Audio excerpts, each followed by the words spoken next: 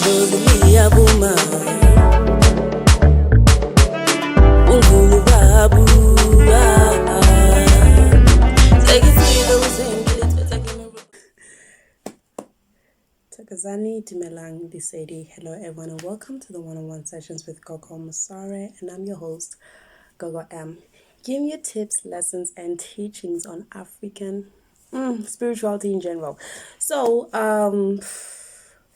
a few months ago, I got a text and the person said they were going to initiate and they wanted a few advices. And unfortunately, I did not answer the question. I'm sorry. But like I said, my WhatsApp is mainly for consultation bookings. I do not respond to any other message besides bookings, and yeah, because I will not be able to respond to everybody's message.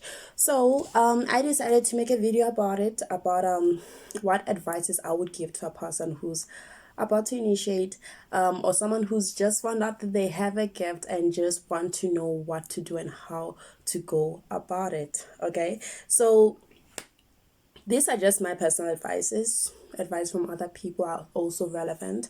This is just what I feel, what I have seen throughout my initiation, before, during, and after, and what I feel like I should have been told in that whole process. And the first thing I'm going to advise you guys is that you need to be patient with your gift and your ancestors. That is the most important thing. Patience is virtue. Patience is key. Because here's the thing about gifts, about this spiritual gift. You will find out that you have a gift today, but only get to initiate after like 10 years or so. That is just how it is. Like, not everyone gets to initiate at the time that they want to initiate, and that's okay. In those times, Molo, you don't have to go initiate. You can just continue with your life, continue building your life, continue doing, following your dreams, because understand that after initiating, things will be different. It's very rare for people to actually initiate and then get their lives like pick up from where they left off. It's very, very difficult. And when you have the time to actually just relax, chill, live your life, have fun, do it. Just be patient with your gift, because your ancestors require a lot of patience. There's a lot of things that they're going to take you through, a lot of guidance, a lot of teachings, a lot of them way before you initiate, because I learned a lot of things before initiating. And fortunately enough, I even learned how to read divine bones before initiating. And I feel like that alone allowed me to have a very good process, like a very great journey. It was hard at times, but I was able to do a lot of things because I had the time to prepare for everything that I had to go through. Okay. Number 2, listen to the guidance. Like, especially when your gift is manifesting, this is whereby you are gonna have a lot of instructions, a lot of guidance, a lot of teachings.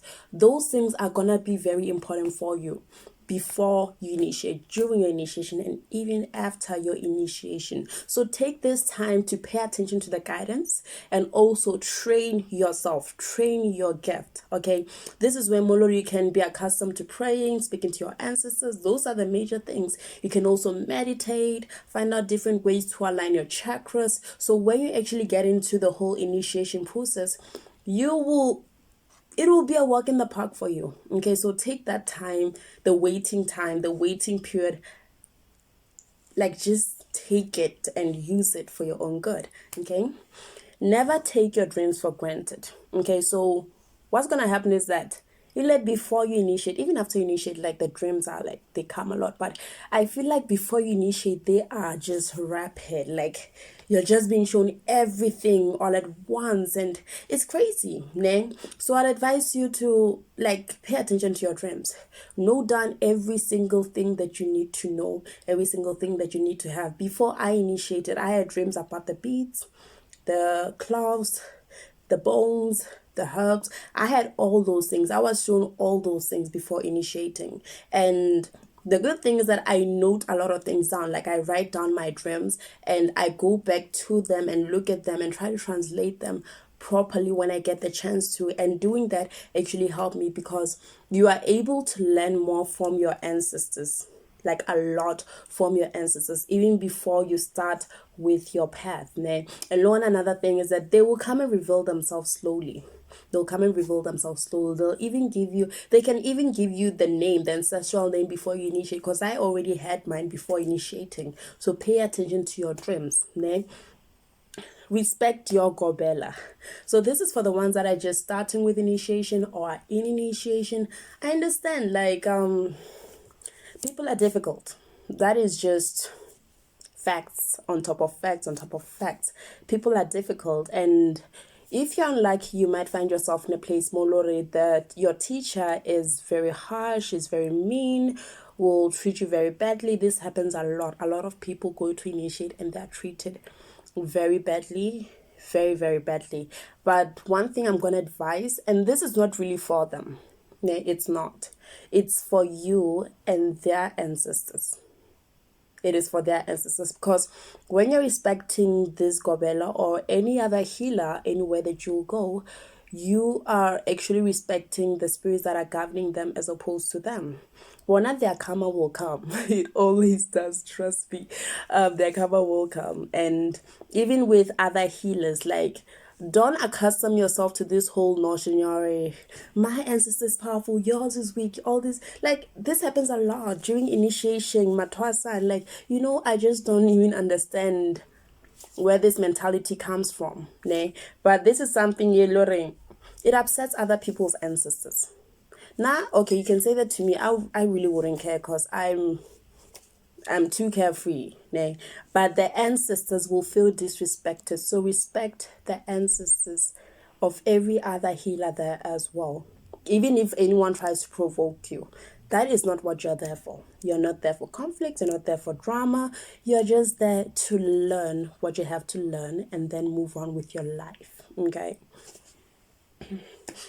Be accepting of everything you lose in the period. Okay, so from before you start initiating to during the initiation to the end of the initiation, you're going to lose a lot of things. That is just facts. A lot of your dreams are going to be cut short. A lot of your, like, everything that you envisioned will stop. Like, you'll still envision it, but chances of it actually happening are very slim. Because once you take up the gift, understand that you are now accepting a different life. Okay, you are now accepting a different life. You are now accepting a different journey, a different path altogether. And it most of the times isn't the same as the one that you envisioned or planned for to begin with. So everything will change. You will lose certain people in your life. But remember that for growth, for one to grow, everything must change. You have not grown if you do not encounter change. You have not grown if you're still with the same people that you started with from the beginning. You have not grown if you're still in the same place that you were from the get-go. Okay? Growth is about letting go of certain things. It's about losing certain things and gaining others, even better things in your future. So accept the losing process of everything. Accept everything that you're going to lose and aim mostly on what you're going to gain out of it all. Okay, because the thing about a spiritual gift is that it's not just you having the power. Okay, I just like the sound of that. It's not all about you having the power to heal people, to read people, to see what's going on in their lives, to look at my videos and see certain things about me, because hey, you guys be doing that. Yeah, but there are a lot of things that come with it, a lot of blessings that come with the gift itself. And to get those blessings, to receive those blessings, you're going to lose a lot of things, a lot of people. People are going to turn their backs on you. People are going to change on you. People that you actually thought were your day ones, the ones you actually thought were going to help you, the ones who said, we will be there to help you throughout it all, they will disappear. And that's okay. That's okay. You're just releasing dead weight off your shoulder. And if anything, that's exactly what you need. It's going to be difficult, but it's exactly what you need. Number 7, when you're initiating, when you're in initiation, go consult regularly. This is something that I wish I had known when I was initiating, because a lot of things would have been avoided. But what you need to do is that you need to go consult regularly, okay? For the reason why I'm saying this is because people are not always what they seem, okay? And you will go initiate to someone, maybe this it's someone that your ancestors showed you, maybe it's someone that you personally felt or could help you. Your reasons are yours alone, but you constantly need to check your journey, see how it goes. Okay, you are checking the person, like not really checking the person, you're just checking your journey, but obviously certain things are going to come up. If the person who's helping you is not helping you genuinely, is hiding certain things from you, is planning to do like something that is not good to you, you will be able to know early and you will be able to prevent that. Okay? If enemies are trying to block your journey, if they're trying to derail you, like just ruin your whole journey, you'll be able to know in advance and you'll be able to prevent that. Okay, you never know what will come up, what will come your way, what challenge you will encounter when you are in initiation. So it's very, very important for you to consult. It can be like twice during the initiation, maybe once you find your gobela, you can go initiate the first time with someone different. You can go consult with someone different just to check if your journey is going to be pashash. Then if you see, well, okay, Sharp, this is the person that I'm supposed to go to, it's very important to confirm that your ancestors agree to this person. Ne? Then when you are in the process, like you can do it in the beginning, but in the beginning I don't really advise it because you just went to consult initially. But in the middle towards the end of your initiation, that is where more I advise people to go and consult outside of where they're initiating. The reason why I'm saying this is because most of the times when gobelas block people, they block people towards the end of the initiation. Most of the times, not all the time. Okay? And when you actually go out and consult, you'll be able to be warned about the blockage that is coming your way and how this blockage is gonna come, is gonna happen. It can be when they're cutting your hair, it can be when you're going through a certain ritual during your initiation. You never know when it is, so it's important to go and consult about it to avoid those kind of things or know how to protect yourself from it. Even if they perform anything to block you, it doesn't happen, it doesn't work. It's very important, ne? Number 8, don't run away. Okay, let me not put it like this because a lot of people have good reason for doing that. They have a lot of good reasons. Because, hey, guys, like, go to a song, they treat people like slaves sometimes. At least I didn't go through that, but a lot of people are treated like slaves where they initiate. And honestly speaking, I don't really understand the logic of this because as a healer, one thing you know is that if you are initiating someone and you help this person the right way, or even if you're just giving someone helps and you help them the right way, that is where your blessings will come. Your ancestors will bless you more. Their ancestors will bless you more. Okay, so in a way, don't like you're not doing it for yourself, for them, you're doing it for yourself too. Okay, but that is something that is a logic that most people do not really put in mind, especially when they're initiating people. The first week's okay, the second week you're a slave, you're a maid, you're doing everything, and it's not right. But if it's something that you as an initiate can handle, look at the lengths at which you can handle the treatment. If you're treated well, that's great. If you're in a position that is just so hard, so emotionally draining, so physically draining, weigh your options, and if you choose to leave, do so, but do it in the right way, because remember what your ancestors are joined with that of your kobela. Okay, so do it in a way more lore. Once you leave there, you will go somewhere more lore, you will get help to actually separate the two. It's very important for you to do that. Okay, number 9, and this is actually the most repulsive thing that I am actually getting cases of right now, because people are texting me. I think I had like 5 people telling me the same thing is happening to them, and it's just really frustrating. Your gobela doesn't have the right to be intimate with you. You are initiating. You are not his girlfriend. or her boyfriend. You are neither of that. He or she is like a parent to you, and you are a child learning. Ne? Do not fall for that okie dokie. Cause that thing you're no okay, I'm supposed that's what the ancestors will never want that. They will never want that. Remember that in initiation you're supposed to be pure, clean at all times.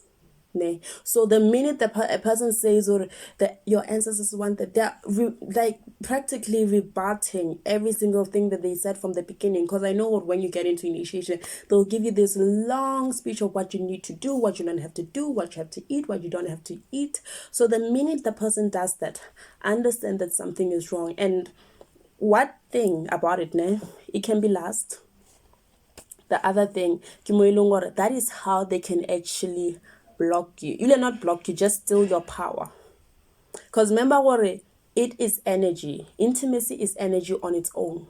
That is how they will steal your power, your luck, your strength, and use it for themselves. So be very careful with these people. Do not let anyone fool you. Even if you're going to consult and a healer says this, move. That is not it. That is not where you're going to get help. Go somewhere else. Okay? Go somewhere else for the sake of your gift, for the sake of your power. Okay? Yeah, what else did I want to say? Oh, yeah. And obviously the last one is relationships. Put a lot of things on hold in your normal life. Okay? I understand that people are leaving families, are leaving careers and everything. Put those things on hold so you can be able to focus on the journey at hand, because there's something that happens a lot. Let's say, for example, you're in initiation but you have other obligations on the side. It's understandable. We understand that you need to work, you need to pursue certain things in order to secure your life, even during initiation and all those things. But try to make your initiation your main priority, because the ancestors can be very jealous. Okay, and if they feel like you're focusing on A more than your initiation, then they will ruin whatever it is you're focusing on more. So if it's work, they'll ruin your workspace. If it's school, they'll ruin your studies. If it's whatever it is that you are focusing on more than your initiation during that period of time, will be ruined. So try to stay focused. Try to stay as focused as you possibly can, and you will have a great journey. If I think of anything else after this video, I'll just note it down, like just write it down and post it in the comment section and pin it over there so you guys can actually read it. But I hope this is going to be useful for people that have just found out they have a gift, people that are just starting with the initiation, people that are in the initiation, and I hope you guys can have the best journey ever. Anyways, Tokozani Lisedi. Bye bye. It